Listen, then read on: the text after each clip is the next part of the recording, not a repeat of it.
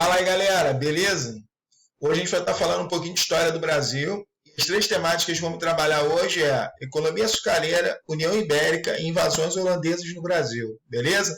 Vamos tentar entender o que esses três temas têm em comum. Bom, quando a gente fala sobre a economia açucareira, a gente tem que lembrar que a primeira grande atividade econômica do período colonial, visto que no período pré-colonial predominava a atividade de extrativismo vegetal, se extraía o pau-brasil para comercializar na Europa. Quando inicia o processo de colonização com o sistema de capitanias hereditárias, o objetivo é plantar cana e produzir açúcar aqui, pessoal. Essa era a grande ideia. Se a gente olhar para esse mapinha que nós temos aqui no meio, a gente vai estar observando que São Vicente, que foi uma das capitanias que deu muito certo, está aqui, é a região de São Paulo. E uma outra capitania que deu muito certo foi Pernambuco, que está aqui em cima, na região Nordeste, Olinda, Recife, Pernambuco. Onde a gente tem aqui na região Nordeste uma produção açucareira que também deu muito certo logo de cara. Então, o que a gente nota é que a gente tinha produção açucareira, tanto na região Nordeste, como aqui na atual região Sudeste, tá? Mas é importante a gente observar para o nosso mapa que aqui em cima no Nordeste nós temos 66 engenhos aqui na altura de Pernambuco, Paraíba, Rio Grande do Norte, e mais 40 engenhos aqui na região da Bahia. Então, se a gente for juntar aqui os 40 engenhos da região da Bahia com os outros 66 engenhos, a gente vai ter aí 106 engenhos na região Nordeste. Quando a gente olha aqui para a região Sudeste, a gente tem Espírito Santo, Rio de Janeiro, São Paulo, a gente observa que a gente tem 6 engenhos, mais 3 engenhos, 9, mais 4 engenhos, 13 engenhos. Então, são 106 engenhos contra apenas 13 engenhos. Né? Por que tem tanto mais engenho no Nordeste do que no Sudeste? Isso é uma pergunta interessante. A gente nota que o Nordeste ele se tornou a região predominante na produção açucareira, devido à sua proximidade com a Europa, que era para onde o açúcar ia, então era muito mais barato você enviar o açúcar daqui do Nordeste para a Europa. Segundo ponto importante, o clima e o solo, que era muito mais favorável para o cultivo da cana. Devido à grande quantidade de matéria orgânica, isso deixava a cana do Nordeste mais doce do que a cana que era produzida no Sudeste. Mediante a isso, o que a gente observa é que se a intenção era fazer açúcar, quanto mais doce a cana, melhor. Então, o que a gente nota é que a região Nordeste ela vai se tornar a região predominante na produção açucareira, com destaque para a produção em Pernambuco e na Bahia. Pernambuco e Bahia vão ser os dois principais capitanias que vão estar produzindo açúcar aí, tá, pessoal? Cássio, então o Sudeste vai parar? Não, eles vão produzir, só que em escala menor, e a produção daqui não é para enviar para a Europa. Acaba sendo uma produção que é voltada para a própria região colonial. Tá? Então a gente nota que o Nordeste vai ganhar muito dinheiro produzindo e exportando açúcar, enquanto o Sudeste, como produz pouco para a região interna mesmo, eles ganham pouca grana com isso. Essa informação vai ser importante para quando a gente for falar do bandeirismo, mas isso aí já é uma outra aula.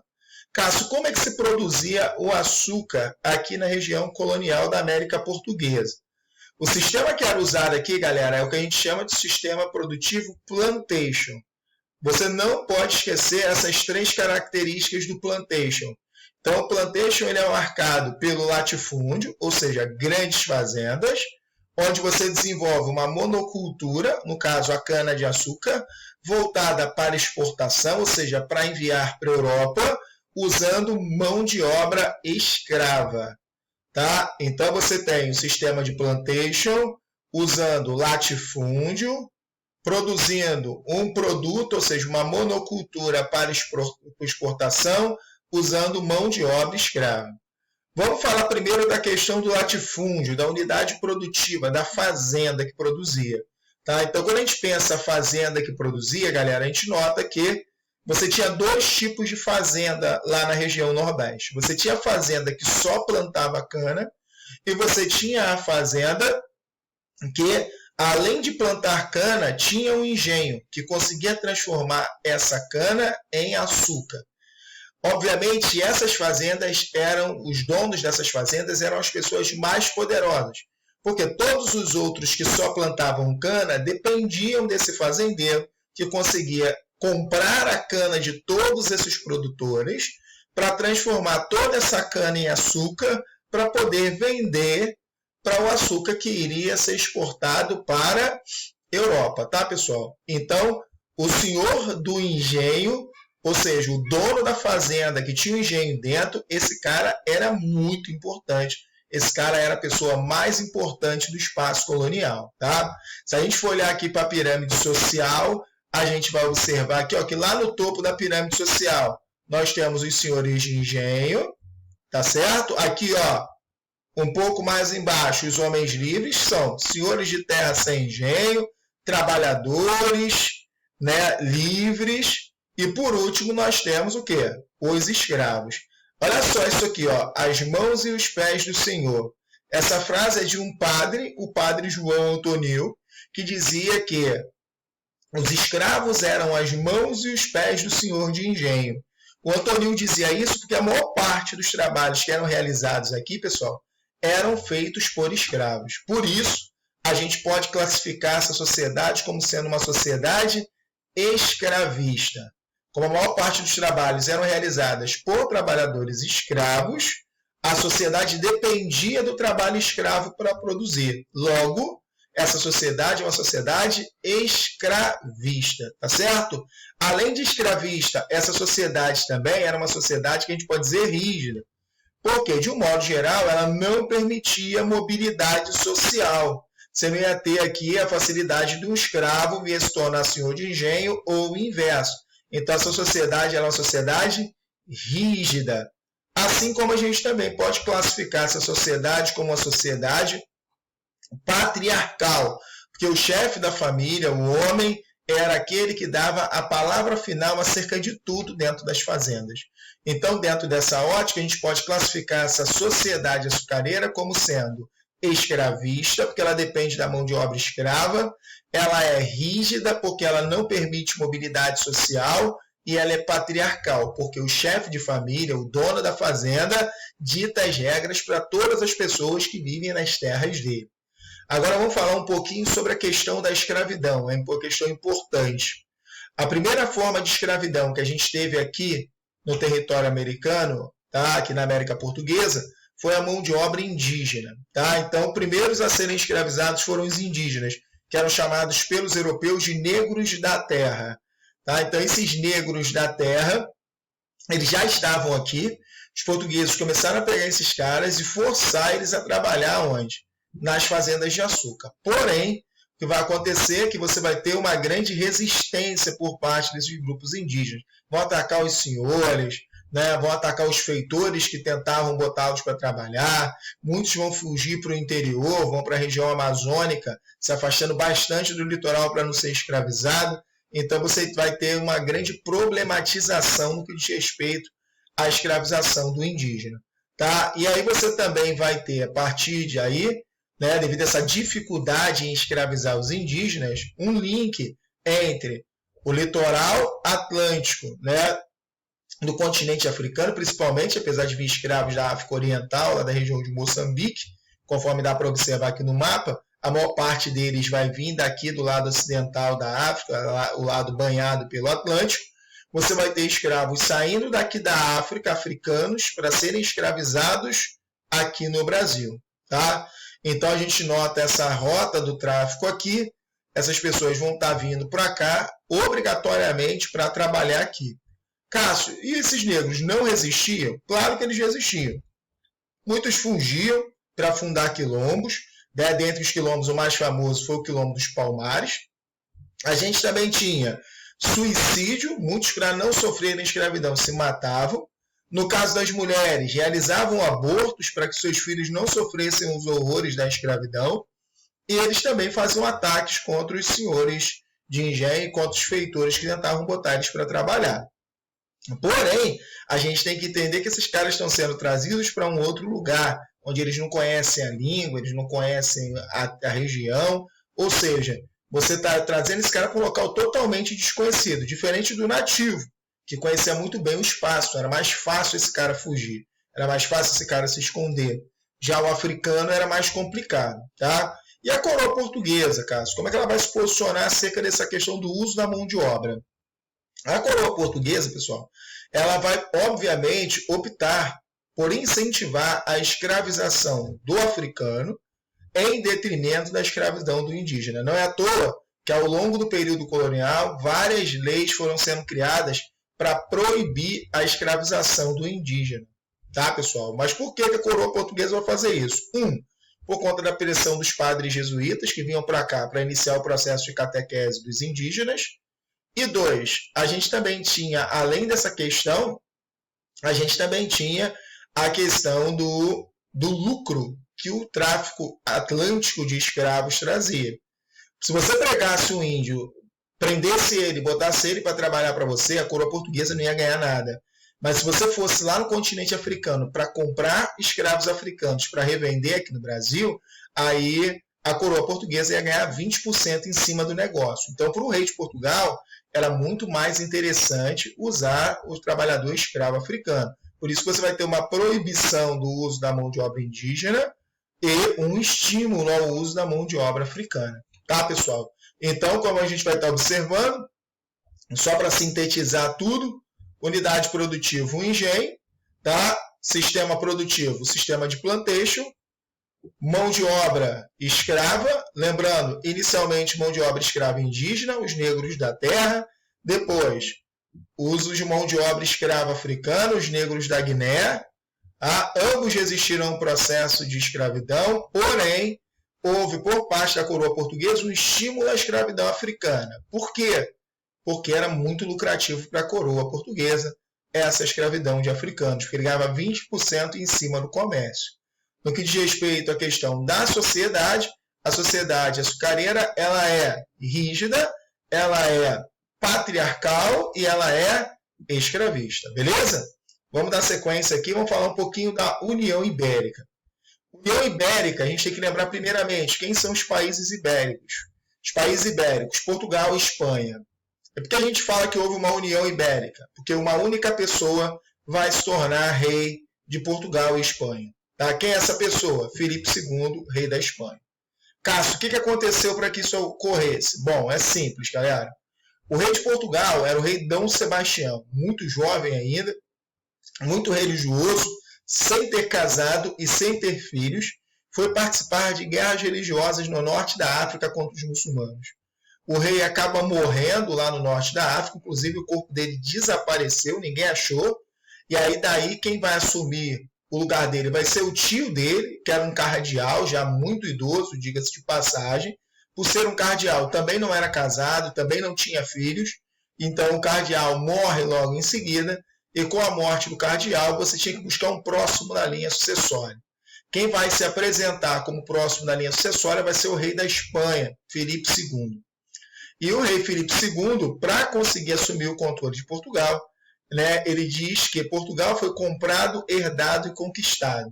Herdado por conta do grau de parentesco dele com a família real portuguesa. Comprado porque ele comprou a nobreza portuguesa. Ele deu uma série de estímulos e dinheiro para a nobreza portuguesa para que essa apoiasse a ascensão dele ao trono. E conquistado porque ele invadiu Portugal com seu exército, obrigando aqueles que não concordavam com o rei da Espanha no trono de Portugal, passassem a aceitar.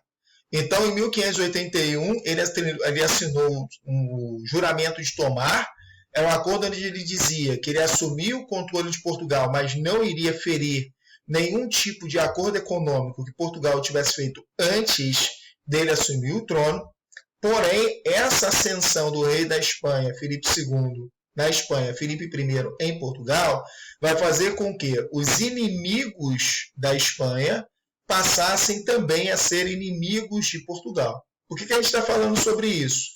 Se a gente for observar, a União Ibérica durou de 1580 a 1640. Tá? Nesse período já estava em andamento uma guerra entre a Holanda e a Espanha. O território holandês ainda não era um país independente, ainda era administrado pela Espanha, mas os holandeses lutavam pela sua independência. Então, o inimigo da Espanha também passou a ser inimigo de Portugal. E apesar do acordo de Tomar, o Filipe II vai proibir que os produtores de açúcar daqui do Brasil vendessem açúcar para os holandeses. Aí tu fala, peraí, buguei. E o Pacto Colonial? De acordo com o Pacto Colonial, só não podia vender açúcar, né, para Portugal. Bom, os portugueses, antes do Filipe II, fizeram um acordo com os holandeses. Que acordo era esse? Quem financiou a formação dos engenhos em Pernambuco e Bahia foram os holandeses. Em contrapartida, os produtores de açúcar de Pernambuco e Bahia só podiam vender açúcar para os holandeses. Era um acordo. O que o rei de Portugal ganhava com isso? 20%, tá, em cima da venda do açúcar dos produtores de Pernambuco e Bahia para os holandeses. Tá ok? Então, os holandeses ficam proibidos de comprar açúcar de Pernambuco e Bahia. Isso vai dar um problema grande que a gente vai falar daqui a um pouco. Um outro inimigo da Espanha era a França. E não foi à toa que a França vai invadir a região do atual Maranhão. Então, os franceses já tinham invadido o Rio de Janeiro em 1555, fundado a França Antártica. No século XVII, os franceses invadiram a região do atual Maranhão, fundaram a cidade de São Luís, tá? E vão estar ali fundando o que ficou conhecido na época como a França Equinocial. Porém, os franceses acabaram sendo expulsos pelos portugueses, não conseguiram se estabelecer de novo aqui na América. Já tinham sido expulsos na época da França Antártica, também foram expulsos na época da França Equinocial. Só que no caso da Holanda, a situação foi um pouquinho mais complicada. Por quê? Os holandeses não vão aceitar ficar no prejuízo por conta, né, do investimento que eles tinham feito na montagem de engenho aqui em Pernambuco e Bahia. Então, os holandeses resolveram invadir a América Portuguesa, a região açucareira em especial. Por quê? Pois dessa forma eles conseguiriam recuperar o prejuízo, né, que estava tendo devido à proibição do rei da Espanha em Portugal, Filipe II na Espanha, Filipe I em Portugal, em que pernambucanos e baianos vendessem açúcar para os holandeses. Então, a primeira invasão holandesa no Brasil aconteceu em Salvador. Tá? Os holandeses invadiram Salvador em 1624 e conseguiram ficar lá até 1625. Por isso que a gente diz que foi um fracasso. Tá? Por que eles só conseguiram ficar lá um ano? O governador na época era o Matias de Albuquerque, e o Matias de Albuquerque, pessoal, ele vai organizar uma guerrilha contra os holandeses. Ele vai para o sertão, lembrando que sertão é qualquer lugar fora do litoral do espaço colonial. Então ele vai para o sertão junto com a tropa dele, e ficava fazendo ataques surpresas contra a cidade de Salvador. Cada ataque desse que eles faziam era, de uma certa forma, tá, holandeses que morriam nesses ataques surpresas. Os holandeses foram tendo tantas baixas ao longo desse um ano que em 1625 os holandeses resolveram ir embora. Então Matias de Albuquerque conseguiu expulsar os holandeses de Salvador. Porém, os holandeses não desistiram. 5 anos depois, os holandeses invadiram, só que dessa vez Pernambuco. Se você for observar, aí a guerra foi de 1630 a 1635, mas dessa vez os holandeses tiveram sucesso. Tá? Quem ainda estava à frente era o Matias de Albuquerque, vai fazer a mesma estratégia de guerrilha, e os holandeses estavam se dando mal do mesmo jeito. Porém, um personagem histórico bastante controverso chamado Calabar, tá, que tinha muitas dívidas com o governo português, chegou à conclusão que se ele ajudasse os holandeses, os portugueses perderiam o controle sobre esse território e isso iria anistiar a dívida dele. Então, o que esse cara fez? Contou para os holandeses aonde estavam escondidas as tropas do Matias de Albuquerque. Então, ao invés de Matias de Albuquerque pegar os holandeses de surpresa, os holandeses passaram a pegar o Matias de Albuquerque de surpresa. Então, dessa forma, o que a gente observa é que os holandeses acabaram vencendo e se estabeleceram na região. Tá? Com sucesso na invasão de Pernambuco, a Companhia das Índias Orientais Holandesas, eles mandaram vir para cá, tá? Mandaram vir para cá o Maurício de Nassau, um nobre holandês, para administrar essa que seria uma colônia holandesa aqui na América. Quando o Nassau chegou aqui, o Nassau vai buscar fazer uma administração que agradasse bastante os colonos que aqui estavam. Afinal, ele era visto pelos colonos como invasor, já que ele era holandês e os outros que aqui estavam eram portugueses. Então, o que o Nassau vai fazer para tentar agradar essa galera? O Nassau vai estar emprestando dinheiro a juros menores e prazos maiores que os portugueses normalmente praticavam. E aí isso vai fazer com que os fazendeiros ficassem bem felizes, pelo menos no primeiro momento, porque lá nas letras miúdas do contrato, o que os fazendeiros estavam dando de garantia para os holandeses era necessariamente o quê? As suas fazendas, sem dar conta disso. Mas enfim, daqui a pouco a gente fala desse imbróglio. Uma outra medida tomada pela nação importante foi a adoção de uma liberdade religiosa. Os holandeses, eles eram calvinistas na sua grande maioria. Se eles chegassem aqui e tentassem impor o calvinismo para todo mundo, poderiam ter problemas, já que a maioria dos que aqui estavam era católicos. Então, quem quisesse ser católico, podia ser católico. Quem quisesse ser calvinista, podia ser calvinista. Então, você vai ter uma tolerância religiosa aqui. E isso também foi visto com um grau de insatisfação bastante grande por parte dos colonos. Além disso, Maurício de Nassau vai fazer uma série de obras em Recife, onde ele vai estar fazendo uma urbanização e modernização dessa cidade, que é bem importante também a gente pensar. Por quê? Até o dado momento, a região mais importante de Pernambuco era Olinda, que era o local onde viviam os grandes donos de terra, né, os grandes senhores de engenho, tá? Mas nesse momento, Recife vai começar a ganhar importância. Devido a esse processo de modernização, de embelezamento, Recife vai se tornar uma importante cidade comercial. E mais à frente, conforme a gente pode perceber nos dias de hoje, já que Recife é a capital, né, Recife vai conseguir superar, né, vai conseguir superar a cidade de Olinda. Mas isso aí já é uma temática para um outro assunto que a gente vai estar discutindo mais à frente. E um outro ponto importante, Maurício de Nassau vai estar trazendo para cá uma missão artística e científica, para difundir artes e ciências aqui, né, no Brasil holandês. Então, mediante a isso, se a gente for parar para pensar, a administração nassalina ela é bem interessante. Tá? Você vai ter um desenvolvimento da região, o que normalmente não acontecia na época dos portugueses. Porém, nem tudo é um mar de rosas, porque quem estava financiando tudo isso eram as companhias de comércio holandesas. E companhia de comércio, meu camarada, ela quer lucro. Então, o dinheiro foi emprestado, beleza, tem juros e tem que ser cobrado. E quando as companhias de comércio começam a exigir que o Nassau cobrasse dos produtores de açúcar o pagamento dos empréstimos, o Nassau foi enrolando, porque ele sabia que na hora de cobrar esses empréstimos ia dar problema. Então, mediante a isso, o Maurício de Nassau ele foi protelando o máximo que pôde, até ser demitido em 1644. Então, as companhias de comércio demitiram o Maurício de Nassau e outras pessoas vão estar vindo para cá para justamente fazer o quê? Cobrar os empréstimos. E quando esses empréstimos tentaram ser cobrados, deu problema.